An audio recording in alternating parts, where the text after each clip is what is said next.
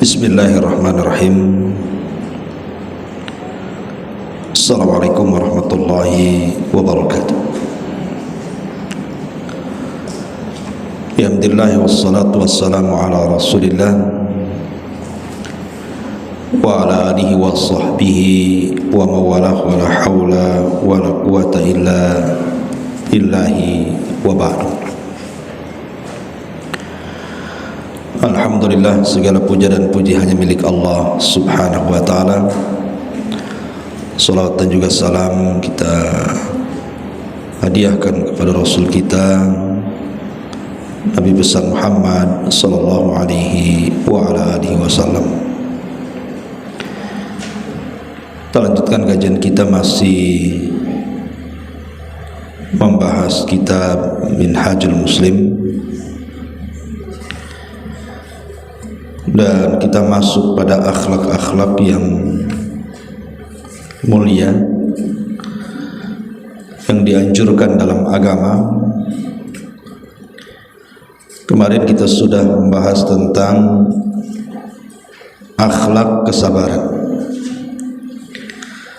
dan saya sudah jelaskan beberapa kisah tentang akhlak-akhlak kesabaran itu.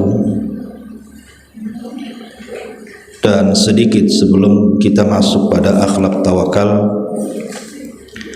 kita jelaskan sedikit tentang konsep sabar dulu dalam Islam, kan kemarin belum dijelaskan. Ma'asyiral muslimat yang dimuliakan Allah subhanahu wa ta'ala, sabar dalam Islam itu, kata para ulama, karra'si alal jasad, seperti kepala di dalam badan. Ibu bisa bayangkan kalau ada badan tanpa kepala, kira-kira bisa hidup tidak? Pasti akan mati. Karena badan tanpa kepala itu mustahil. Begitulah sabar dalam Islam. Kalau orang tidak punya kesabaran, maka dia akan sulit untuk melaksanakan syariat-syariat Islam. Bahkan mustahil.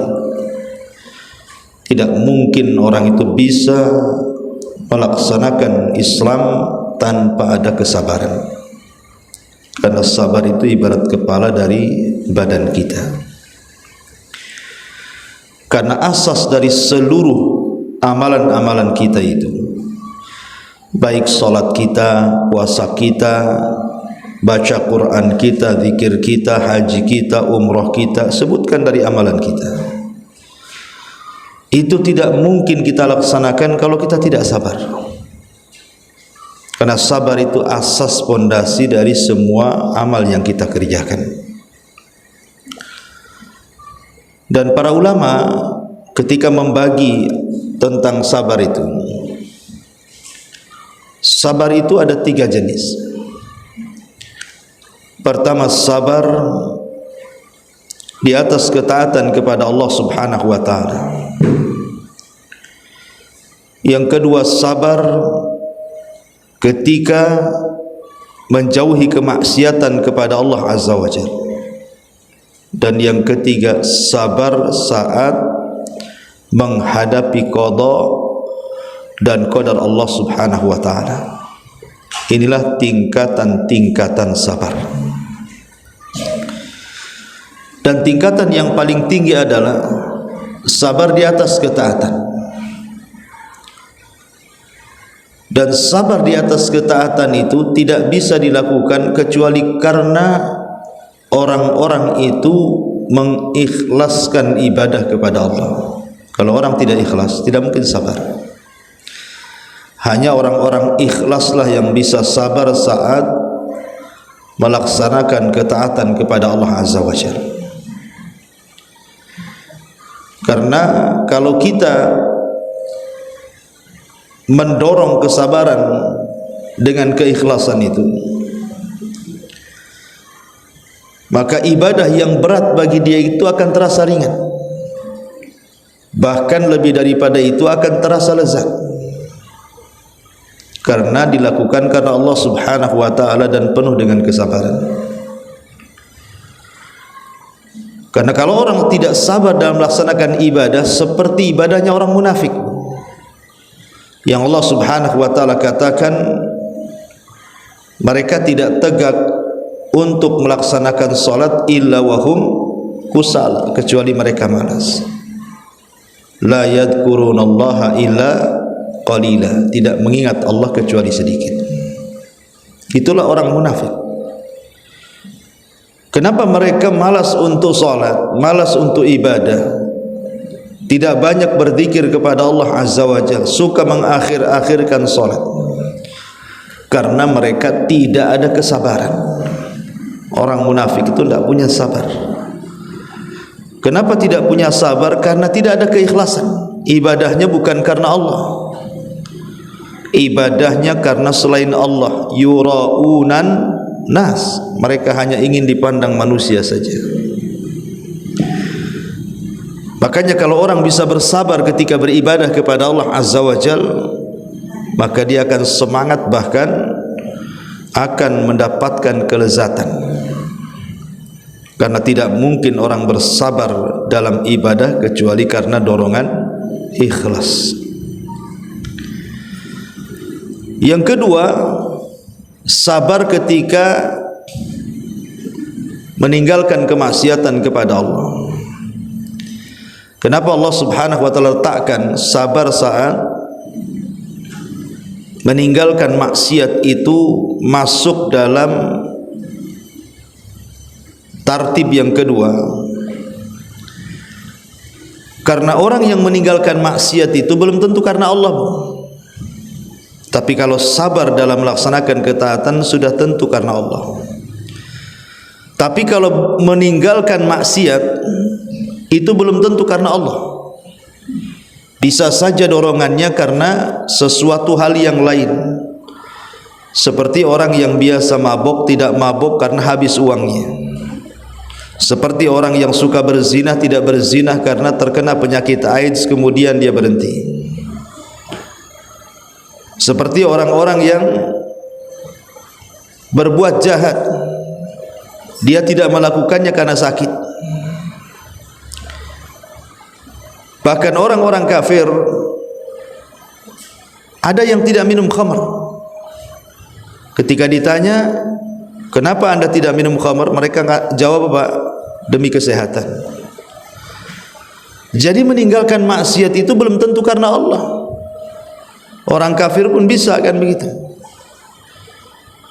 Tapi kalau dia sabar meninggalkan kemaksiatan karena Allah, berpahala dia. Makanya kemudian diletakkan di peringkat yang kedua. Sabar saat meninggalkan maksiat. Saat orang menggibah, ibu tidak gibah. Saat orang mencaci, ibu menahan tidak ikut mencaci. Saat orang menyakiti, ibu tahan untuk tidak ikut-ikut menyakiti. Saat ibu melihat orang lain mabuk, ibu tidak mabuk. Saat melihat orang lain judi, ibu tidak mau judi, dan begitu seterusnya. Menahan hawa nafsu untuk tidak melakukan kemaksiatan, itulah yang disebut dengan sabar, tidak mau melakukan kemaksiatan kepada Allah Azza wa Jalla. Ini yang kedua. Yang ketiga, sabar menghadapi qada dan qadar. Sabar menghadapi qada dan qadar Allah Subhanahu wa taala. Seperti di zaman Nabi sallallahu alaihi wasallam, ada seorang wanita yang menangis gara-gara meninggal salah satu putranya. Dan itu putra satu-satunya. Kemudian dia pun tidak mau meninggalkan kuburnya dan menangis menghadap kuburnya. Lah kebetulan Nabi sallallahu alaihi wasallam lewat di situ. Kemudian kata Nabi sallallahu alaihi wasallam, "Ittaqillah ya ummah." Bertakwalah kau kepada Allah. Tidak boleh melakukan seperti itu, karena itu termasuk niyaha. Niyaha alal mayyit, tidak terima dengan kematian si mayat, menolak takdir. Itu tidak boleh. Maka tiba-tiba kemudian ibu ini tidak tahu kalau yang menegur itu Nabi, sehingga dia menjawab dengan jawaban asal-asalan, tidak menghargai Nabi dan mengatakan, iya kau bisa mengatakan seperti itu, karena musibah itu tidak pernah mengalami oleh dirimu, aku yang mengalaminya. Wanita ini tidak sadar ngomong sama siapa dia, kok bisa dia mengatakan seperti itu. Ya, kau bisa ngomong begitu karena musibah ini tidak menimpamu, musibah ini menimpaku. Kenapa wanita ini tidak sadar ngomong begitu? Nabi loh lebih hebat musibahnya dibandingkan wanita itu. Kalau wanita ini kehilangan anak, Nabi semua kehilangan anak. Anak laki-lakinya meninggal sejak kecil, Ibrahim, Qasim, Abdullah, itu semua meninggal di waktu bayi. Belum lagi anak wanitanya Zainab meninggal, Rasul masih hidup. Ummu Kulthum meninggal, Rasul masih hidup. Ruqayyah meninggal, Rasul masih hidup. Kurang apa lagi musibah Nabi SAW? Kok wanita ini berani mengatakan seperti itu? Akhirnya Nabi SAW pergilah, karena sudah tidak bisa dinasihati, Rasul pergi. Abu Bakar Siddiq radhiyallahu anhu ketika itu datang dan memberitahu wanita itu, tahukah engkau yang tadi bicara? Kata wanita itu, aku sudah tahu, itu yang ngomong Nabi loh. Akhirnya wanita ini terperanjat, kaget, malu, takut. Kemudian dia mengejar Nabi SAW sampai di rumahnya, dan didapati rumah Nabi itu tidak ada satpamnya, tidak ada sekuritinya. Sehingga wanita ini meminta maaf kepada Nabi SAW akan ucapannya. Maka Nabi SAW hanya mengatakan, inna sabra fi sadmatil ula. Sesungguhnya sabar itu dikatakan sabar kalau dia bisa sabar dalam pukulan musibah pertama kali. Ketika ibu dapat musibah hari ini, ibu bisa sabar, itulah sabar. Kalau sabarnya setelah 1 minggu, itu bukan sabar, dah kadong itu namanya. Jadi sabar itu kata Nabi SAW dikatakan sabar kalau dia bisa sabar menghadapi musibah saat turunnya musibah kali itu. Inna sabra fi sadmatil ula. Sabar itu dikatakan sabar dalam ujian yang pertama. Itulah yang disebut dengan sabar menghadapi qada dan qadar. Ma'asyiral muslimat yang dimuliakan Allah Azza wa Jalla, dan tiga-tiganya penting. Sabar ketika melaksanakan ketaatan seperti Nabi Allah Daud alaihi salatu wassalam, dihabiskan malamnya dengan qiyamul lail sehingga terkenal solat malamnya Nabi Daud. Kemudian siangnya dia berpuasa sehingga dikenal dengan puasa Nabi Daud. Itu namanya sabar di atas ketaatan. Kemudian sabar saat meninggalkan kemaksiatan seperti kisahnya Nabi Yusuf saat digoda oleh Zulaiha. Maka Yusuf alaihi salatu wassalam mengingatkan, ma'adzallah, aku berlindung kepada Allah subhanahu wa ta'ala, dan mengingatkan kebaikan Zulaiha. Tapi Zulaiha sudah tertutup hatinya dan terus menggoda Nabi Yusuf, sampai Yusuf akhirnya lari ke pintu dan tersobek bagian belakangnya. Tiba-tiba pintu itu terbuka, rupanya suaminya yang datang. Ya, Nabi Yusuf mengajarkan kepada kita sabar ketika meninggalkan kemaksiatan, menahan hawa nafsu. Begitu juga sabar ketika menghadapi qada dan qadar Allah Subhanahu wa taala. Dan Nabi SAW sudah mengalami semuanya. Sudah mengalami semuanya. Menggabungkan sabar di atas ketaatan, menggabungkan sabar ketika meninggalkan kemaksiatan, dan menggabungkan sabar di antara qada dan qadar Allah Subhanahu wa taala. Terutama yang terakhir. Bagaimana Nabi SAW diberikan ujian itu luar biasa. Lahir saja Nabi sudah yatim. Kemudian disusukan jauh dari ibundanya di tempat Halimah Sa'diyah. Kemudian setelah itu dirawat, ibunya meninggal, dirawat oleh kakeknya. Hanya 2 tahun kakeknya meninggal. Kemudian dirawat oleh pamannya. Pamannya hidup serba kekurangan, sehingga di usia remaja Nabi SAW sudah pontang-panting mencari uang dengan menjadi penggembala kambing. Kemudian diangkat beliau jadi Nabi. Banyak orang-orang yang kemudian menghina Nabi, mencaci, memaki, mengatakan Nabi gila, Nabi tukang sihir. Dikatakan Nabi SAW dukun, tukang tenun, pemecah belah, perangkai syair dan macam-macam. Belum lagi disakiti secara fisik. Kemudian Nabi SAW harus diusir dari Mekah, kemudian hijrah ke Madinah. Kemudian di kota Madinah, istrinya difitnah berzina dengan Safwan ibn Mu'attil. Tersebarlah fitnah kepada keluarga Nabi SAW. Dan begitu seterusnya. Tapi Nabi SAW adalah Nabi yang luar biasa, mengajarkan kepada kita bagaimana cara menghadapi hidup. Sehingga kita sebagai umatnya, Bu, kalau ibu dapat musibah, sebutkan apapun musibahnya. Coba lihat musibah Nabi. Pasti yang ibu rasakan pernah dirasakan Nabi, dan Nabi mengajarkan bagaimana cara solusi menghadapinya. Menghadapi dengan cara sabar di atas qada dan qadar Allah Subhanahu wa taala.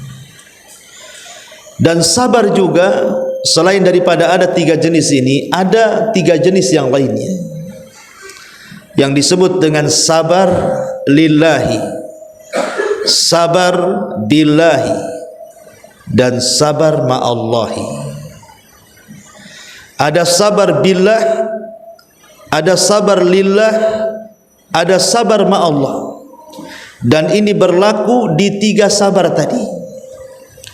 Ketika kita sabar di atas ketaatan, maka sabarlah lillah wa billah wa ma'allah. Ketika kita sabar meninggalkan kemaksiatan kepada Allah, maka sabarlah lillah karena Allah, billah dan juga ma'allah. Ketika kita sabar menghadapi qada dan qadar, berarti kita juga harus sabar lillahi wa billahi wa ma'allah. Berarti semua ada 9 macam kan. Kita kupas sedikit.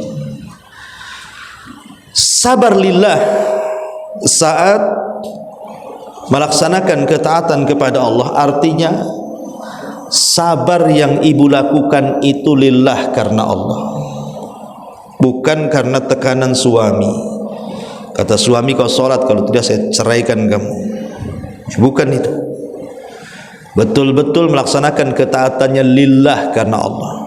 Karena sesuatu yang dikerjakan karena Allah itu, maka akan ringan bagi dia.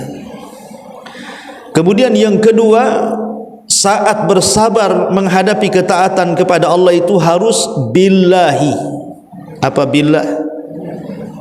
Ba di sini maksudnya ba al-isti'anah. Kita meminta pertolongan kepada Allah Azza wa Jalla supaya kita bisa sabar. Sebab pertolongan Allah itu penting. Ibu tidak mungkin sabar mendengarkan kajian saya di sini kecuali ibu dapat pertolongan Allah, sehingga ibu bisa melangkahkan kaki dari rumah ke masjid ini. Kalau tidak ada pertolongan Allah, Bu, ngapain datang ke Masjid Sholahuddin? Karena Bu Mero ada YouTube-nya, bagus, live aja tengok di YouTube kan begitu. Itu tak sabar tuh. Ya, dia tidak tahu bahwa hadir dengan tidak hadir itu beda. Kalau hadir itu memang duduk di majelis taklim, didoakan para malaikat, dihapuskan dosa-dosanya, banyak keistimewaannya, diturunkan rahmat, berkah, ketenangan, macam-macam kan keutamaan orang bermajelis taklim itu. Ya, jadi sabar billah itu artinya sabar dengan terus meminta pertolongan kepada Allah, jangan sampai futur. Kemudian kalau orang sabarnya sudah karena Allah, kalau orang sabarnya sudah minta pertolongan Allah, maka akan berakhir apa? As-sabru ma'allah. Berarti dia akan terus bersama Allah Subhanahu wa ta'ala. Maka kalau Allah sudah bersama kita, tidak ada yang perlu ditakuti, Bu. Kalau Allah sudah bersama kita, tidak ada yang perlu dikhawatirkan. Begitu juga sabar ketika ibu menjauhi kemaksiatan. Ibu ada niat nih datang ke kawannya mau gibah ria, ya. Mau sama-sama gibah nih, sudah direncanakan. Sadar ibu, malas saya ke rumah si Anu. Kenapa? Pasti gibah di sana. Tapi suntuk juga di rumah. Mulai setan datang. Pergilah sana, ngapain pegang bohong di rumah katanya. Tapi akal ibu mengatakan, alah nanti sampai di sana gibah lagi. Nah, di sini terjadi perang setan dengan malaikat di sini. Kemudian ibu pikir, sudah tidak mau pergi. Kalau acara gibah saya nggak mau pergi. Maka ibu kemudian tidak perginya lillah karena Allah. Tahu bahwa itu acara gibah, nggak akan pergi saya. Lillah karena Allah. Kemudian yang kedua, billah, dengan meminta pertolongan kepada Allah. Ya Allah, lindungi aku dari orang-orang yang suka gibah itu ya Allah. Maka kalau ibu sudah niatnya karena Allah, meminta pertolongan kepada Allah, maka ibu akan dilindungi Allah. As-sabru ma'allah. Begitu juga sabar ketika menghadapi qada dan qadar. Kalau ibu saat menghadapi qada dan qadar, mungkin berupa musibah kesehatan sakit, mungkin berupa ekonomi akhirnya gulung tikar, mungkin boleh berupa pekerjaan kena PHK, mungkin boleh jadi karena kenakalan, mungkin ujian dari anak-anak, keluarga, orang tua dan tetangga, macam-macam ujian itu. Kalau ibu ketika menghadapi ujian-ujian ini yang merupakan takdir Allah Azza wa Jalla, hadapi dengan lillah karena Allah. Saya akan menghadapi semuanya karena Allah, saya ikhlaslah. Mungkin sakit ini sudah dicatat 500 tahun sebelum Allah menciptakan langit dan bumi, enggak apa-apa. Allah yang berkehendak saya harus sakit. Lillah karena Allah. Kemudian billah, meminta pertolongan.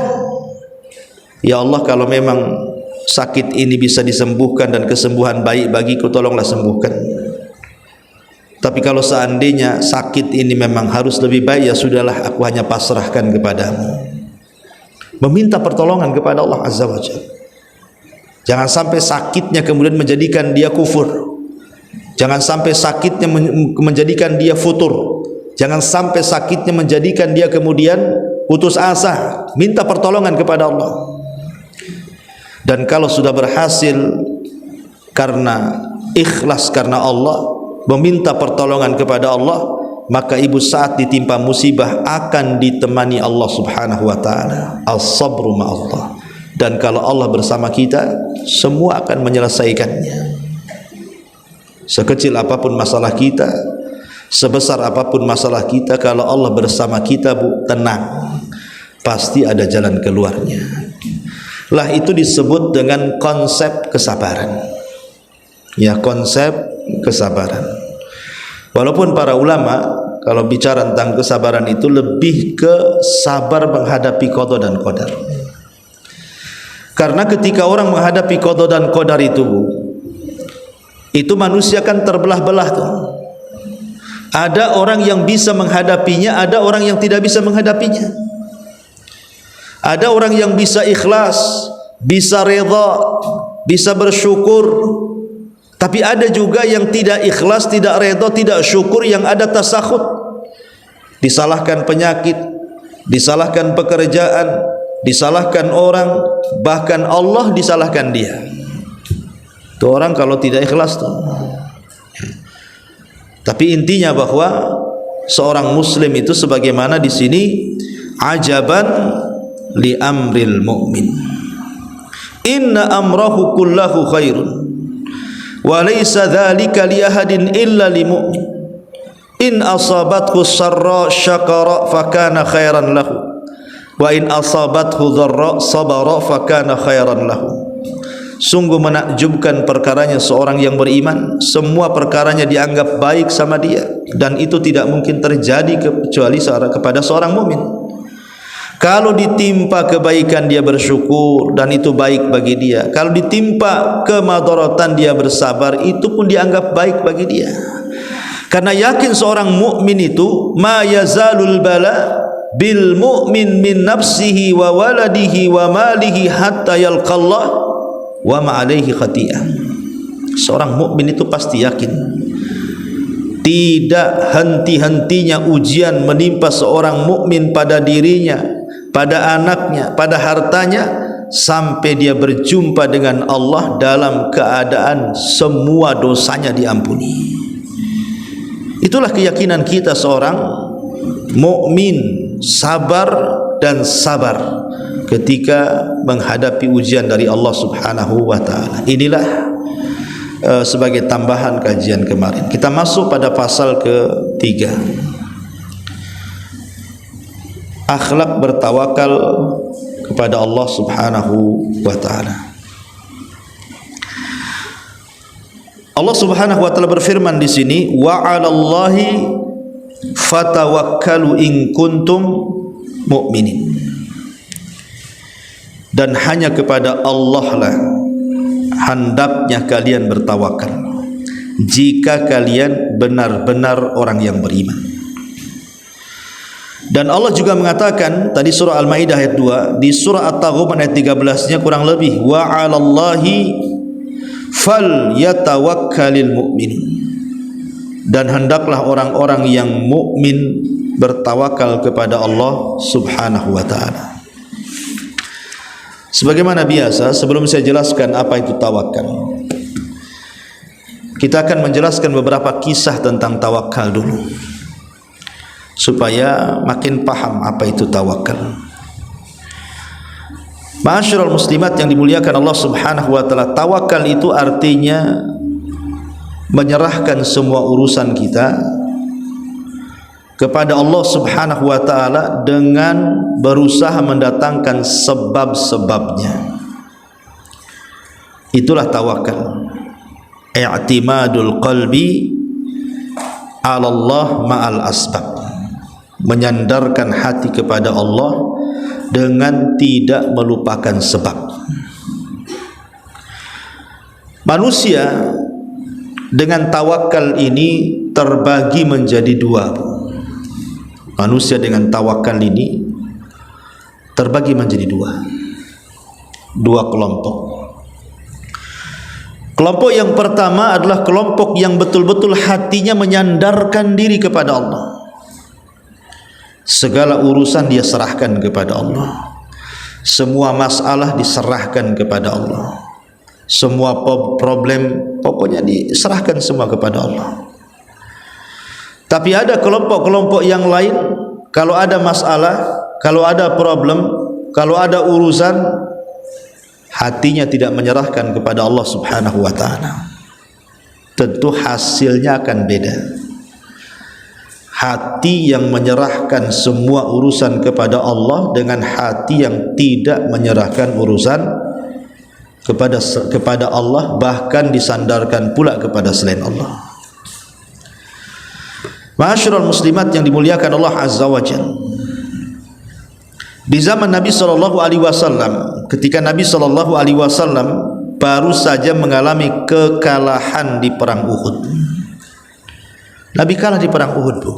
Ya, namanya Nabi juga manusia, bukan malaikat. Kalau perang kadang menang, kadang kalah, kan itu manusiawi.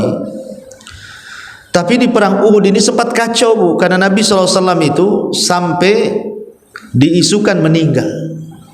Bahkan gigi gerhamnya sampai pecah, pipinya terkena serpihan helm perang, dan Nabi penuh dengan luka.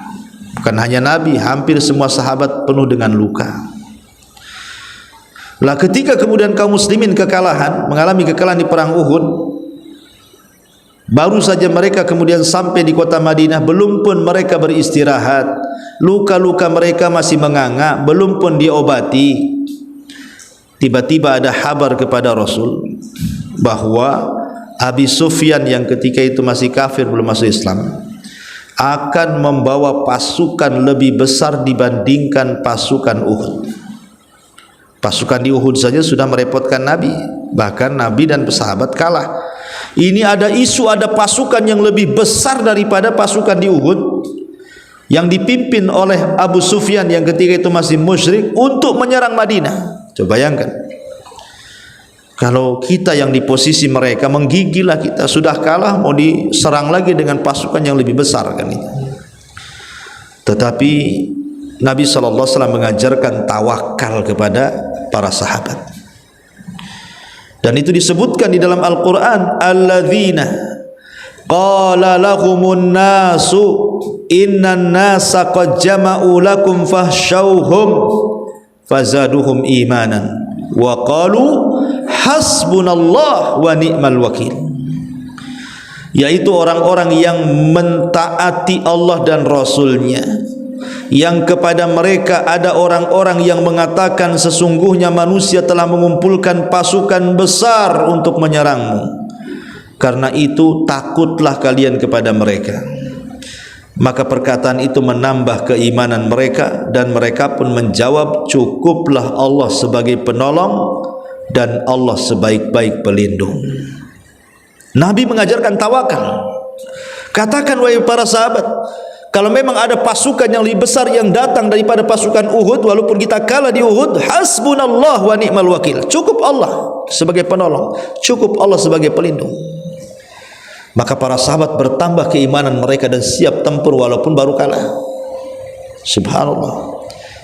Akhirnya apa yang terjadi? Ketika Rasul dan sahabat menyandarkan urusan kepada Allah, musuh itu hanya gertak saja, tak datang pun ketakutan.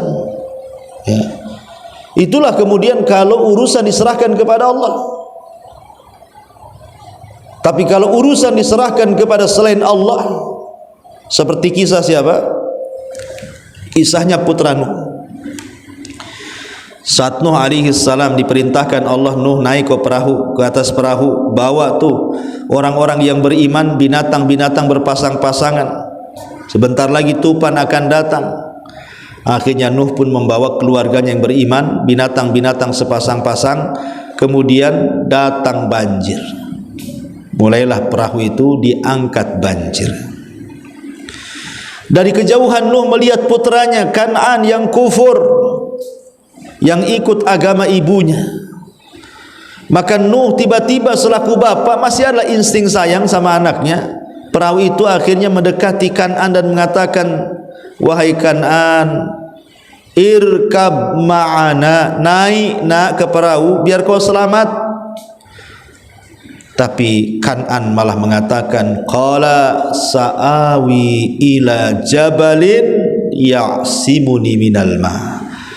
Aku akan mencari perlindungan ke gunung yang dapat memeliharaku dari air bah yang besar itu. Lihat, anaknya Nuh bersandar kepada siapa? Kepada gunung. Memang gunung itu makhluk yang kuat dibandingkan kita, Bu. Tapi gunung itu makhluk Allah. Sekuat-kuatnya gunung tidak bisa melindungi orang, karena gunung itu ciptaan Allah.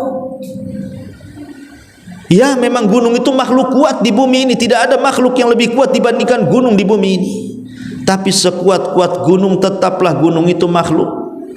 Makanya ketika Kan'an menyandarkan kepada gunung, sa'awi ila jabalin ya'simuni minal ma'. Enggak mau aku naik ke perahumu, katanya. Aku akan mencari perlindungan ke gunung, dia mengatakan, yang dapat menjagaku dari air besar itu.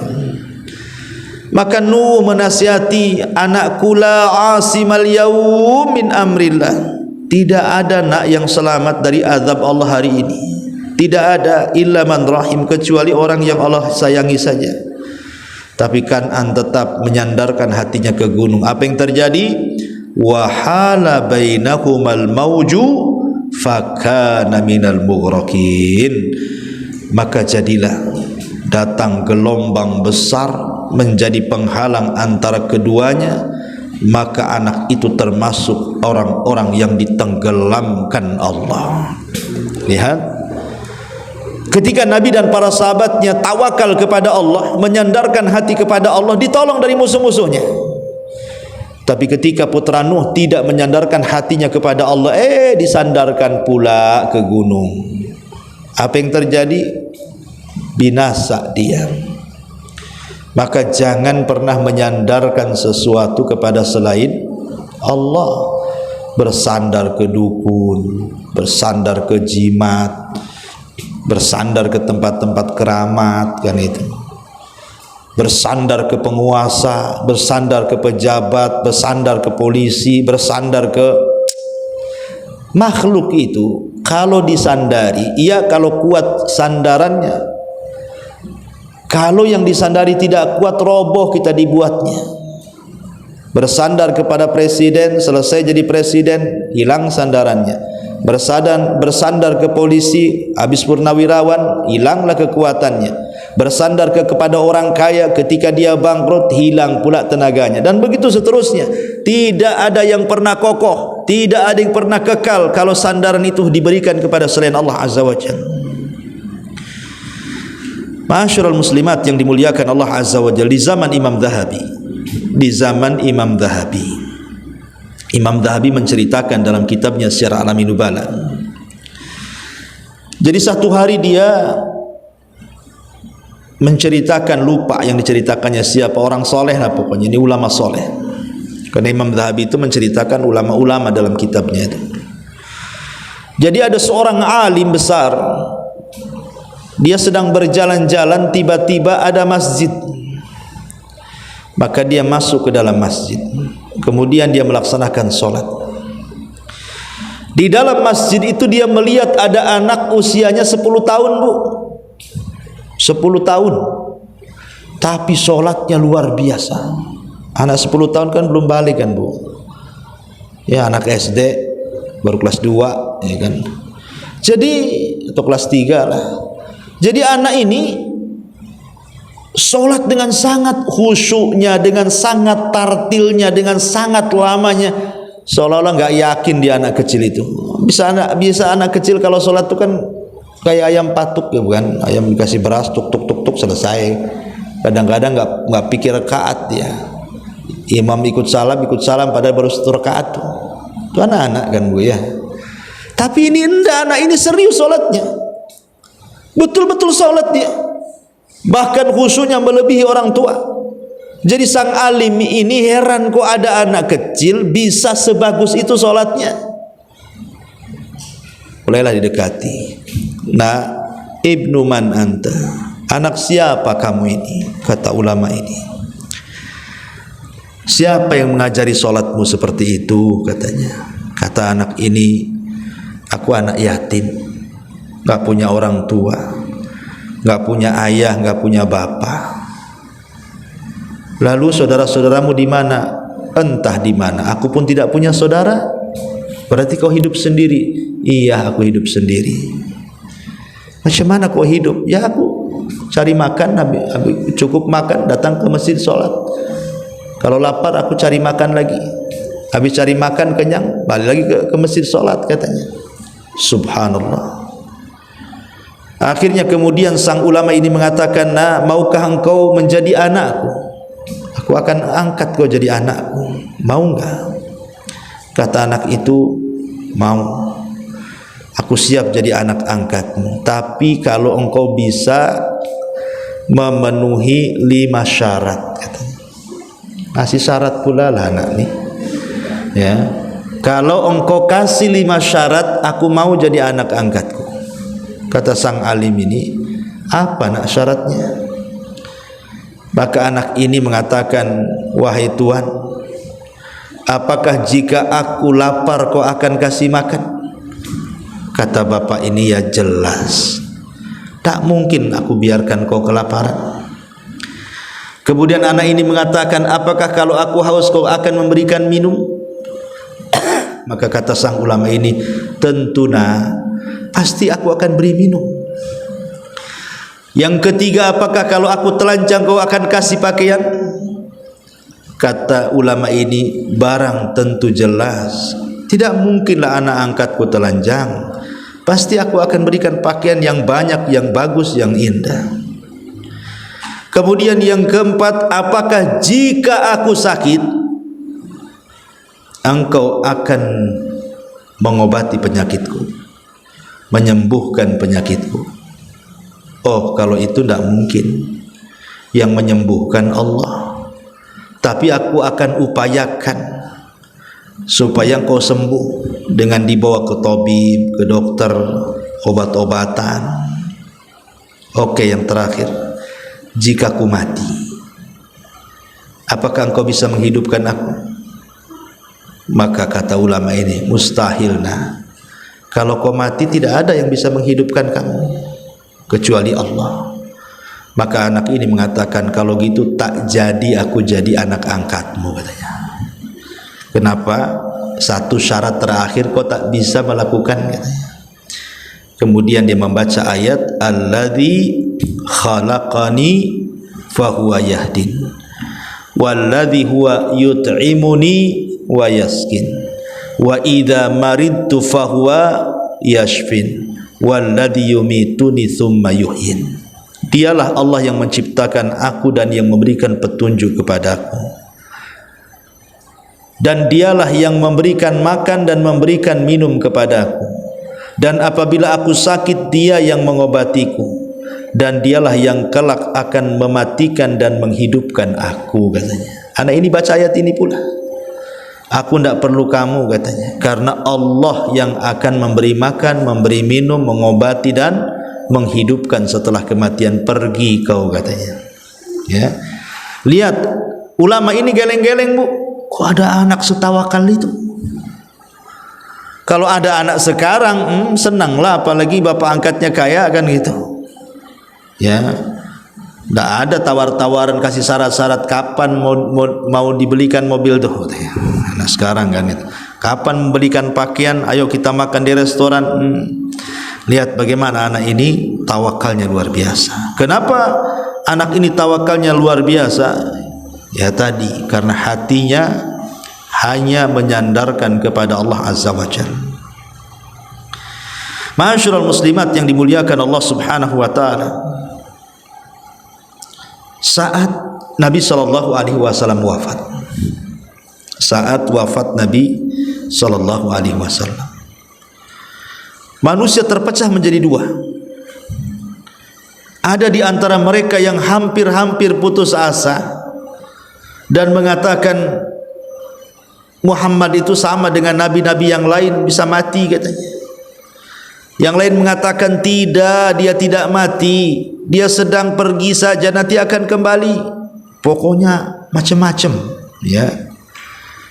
Tapi Abu Bakar Siddiq radhiyallahu anhu datang mengajarkan tawakal yang kuat kepada para sahabat.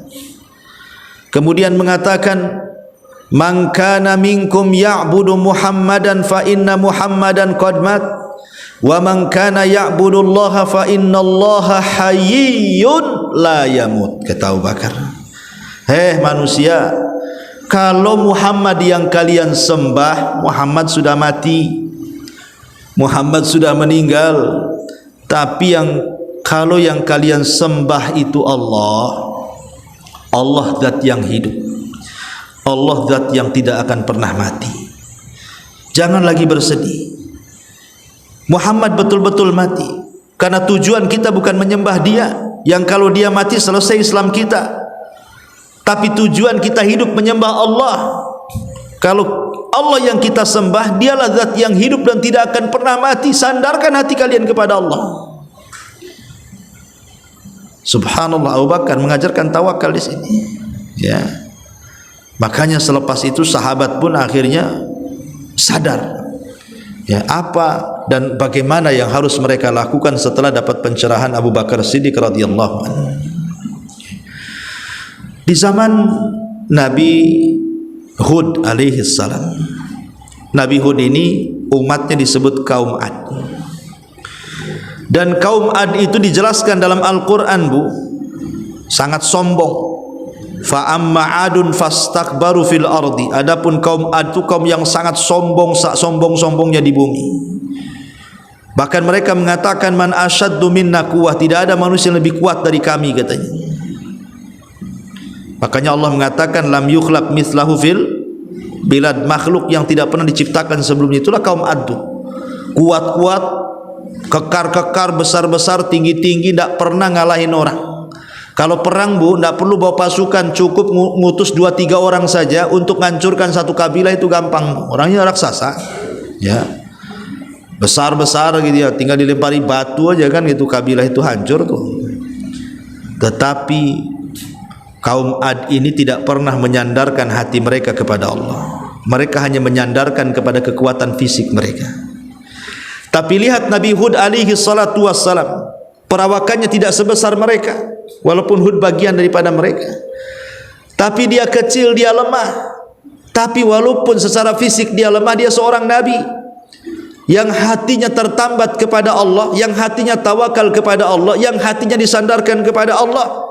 Dia hanya mengatakan ketika mendapatkan ancaman dari kaum Ad itu, min dunihi fakiduni jami'an thumma la tunzarun. Dengan yang lain, sebab itu janganlah semua, jalankanlah, kata Nabi Hud, jalankanlah semua tipu daya kalian terhadapku. Jangan tunggu-tunggu lagi. Kalau kalian ingin menyentuhku, sentuh sekarang, sakiti sekarang kalau kalian sanggup. Subhanallah, kaum Ad ini kaum yang kuat-kuat, tidak bisa menyentuh kulitnya Nabi Hud. Mengambil satu helai rambut Nabi Hud aja tidak bisa.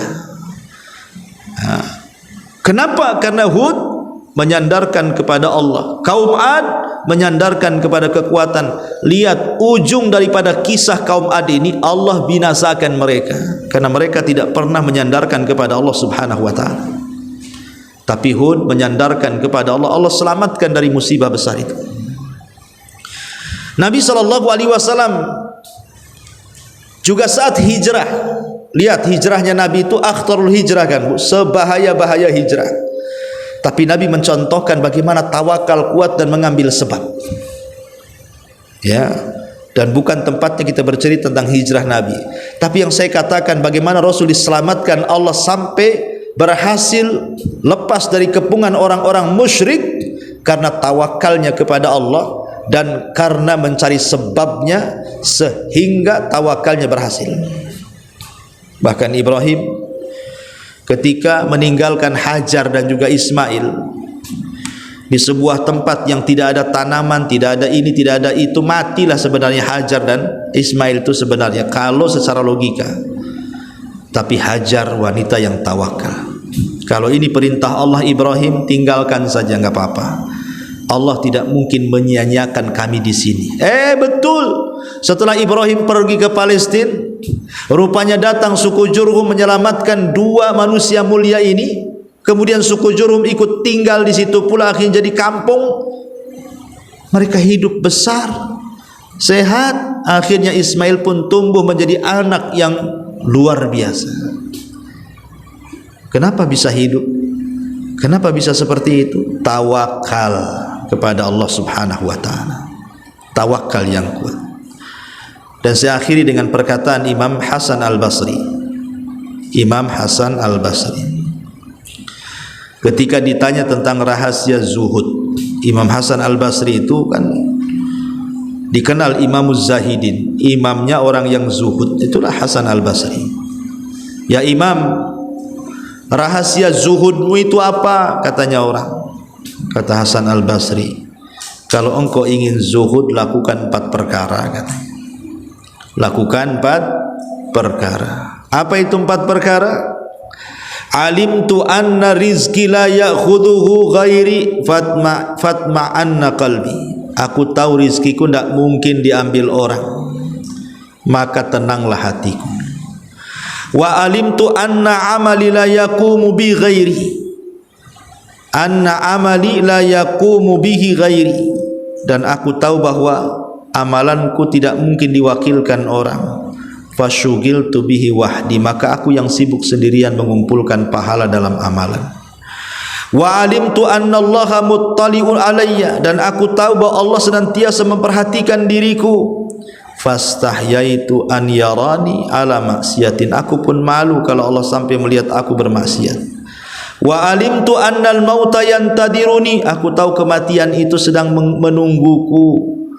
Fa'adadtu zad liliqa'i rabbi, maka ku tambah bekalku karena aku tahu akan ku berjumpa dengan Rabbku. Inilah 4 perkara. Salah satunya apa?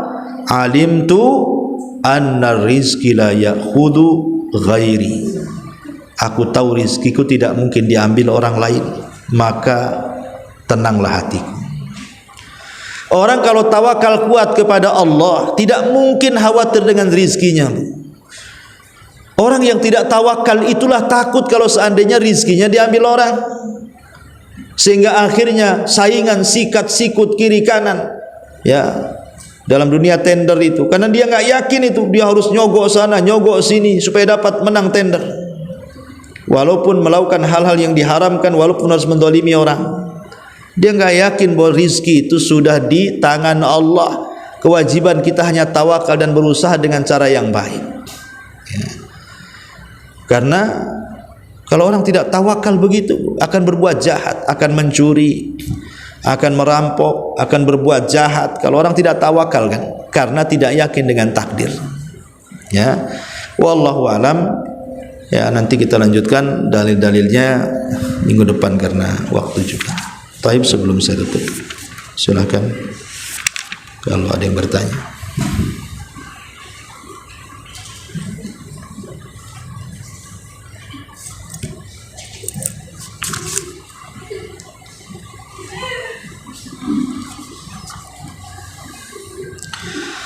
Assalamualaikum Ustaz. Waalaikumsalam warahmatullahi wabarakatuh. Apakah boleh seorang anak membadalkan haji dan umroh ibunya yang sudah meninggal? Apa syaratnya dan apakah boleh dilakukan di dalam satu waktu safar yang sama? Iya. Badal haji itu maksudnya haji yang masih hidup orang tuanya dan tidak sanggup.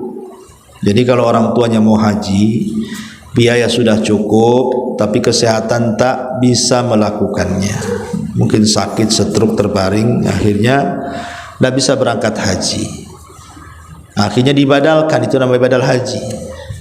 Dan orang yang membadalkan haji harus haji dulu, baru haji menghajikan orang. Sebagaimana hadis Subrumah ini sedang tawaf, kemudian ada seseorang yang tawaf kemudian mengatakan labbaik Allahumma labbaik labbaik an Subrumah. Kemudian Rasul, kalau nggak salah Rasul mengatakan, siapa Subrumah itu? Dia mengatakan akhun li, dia saudaraku. Maka Rasul mengatakan hujja'an nafsika summa hujja'an Subrumah, haji dulu kamu baru hajikan si Subrumah itu.